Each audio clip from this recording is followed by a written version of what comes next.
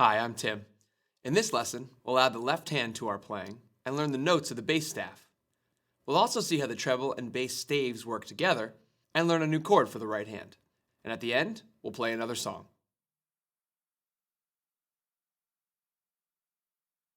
First, let's quickly review the notes we know on the treble staff. In the last lesson, we learned G, A, B, C, and D. So now let's add middle C to the staff. The bottom note on the treble staff is E, and the note in the space directly below that is a D. But to show a middle C, which is below the staff, we'll need to use a short line through the note. This is called a ledger line. By using ledger lines, you can extend the range of notes that can be written on any staff. Just like the treble clef marks the treble staff, the staff for the left hand uses the bass clef. The notes for the bass staff start with G on the bottom line. And just like the treble staff, each line and space represents a white key on the piano keyboard. So we have G, A, B, C, D, E, F, G, and the top line is A. The bass staff is directly related to the treble staff, and in fact, they connect through middle C. Just like we can move one ledger line below the treble staff to middle C, we can also move above the bass staff one ledger line to middle C, like this. In piano music, you'll usually see both the treble and bass staves written together, which is called the grand staff.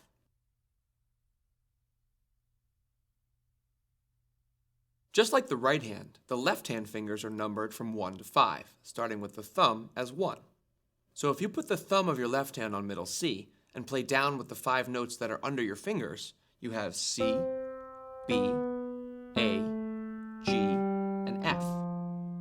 Let's use 4 of those notes to play a simple bass part using the left hand, like this. C with your thumb, A with your 3rd finger, F with your 5th finger, and G with your 4th finger. Let's play that together at this tempo with 2 beats for each note. 1, 2, 3, 4.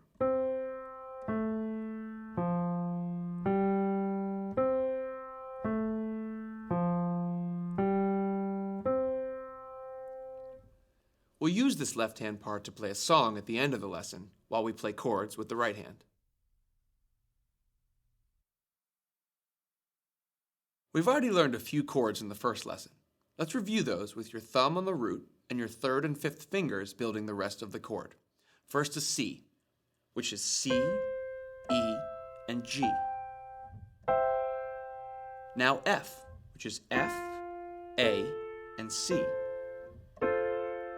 And then G, which is G, B, and D. Now let's add another chord. Start with your thumb on A, then add C with your 3rd finger, and E with your 5th. This chord is called A minor. You may notice that this chord has a darker sound than the other chords we've learned so far. That's because it's a minor chord. The others were major chords. Major chords sound a little happier, while minor chords have a sadder sound. For now, we'll leave it at that. But in the future, you'll understand more about the details of major and minor chords. Let's use the A minor chord in a new chord progression. This new progression will use all of the chords we've learned so far in this order: C, A minor, F, G. You can see that the basic shape of the chord stays the same. We're just moving our thumb to different roots, and then building each chord up from that note. Now let's play the progression together, holding each chord for 2 beats. 1, 2, 3, 4, C, A minor, F, G, C, A minor, F, G. Practice this part for a while using the cycle button and the metronome until you're comfortable. Then move on with the lesson and we'll add the bass part. Let's add the bass part to the new chord progression. So put your left thumb on middle C and play along. C,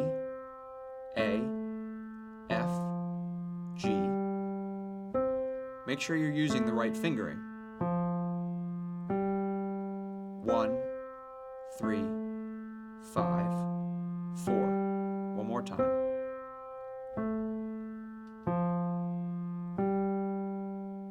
Now we can add the right hand chords to that, playing the bass note first and then the right hand chord after each one, like this.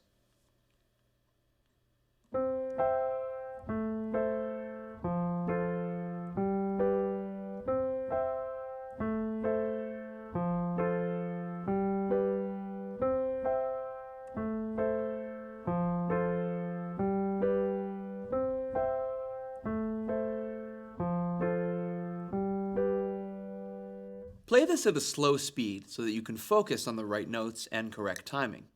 And when you start to get comfortable, you can slowly speed up the tempo. You can use what you've just learned to play along with the band by going to the Play Song section of this lesson. The song follows the same progression that we've been working on.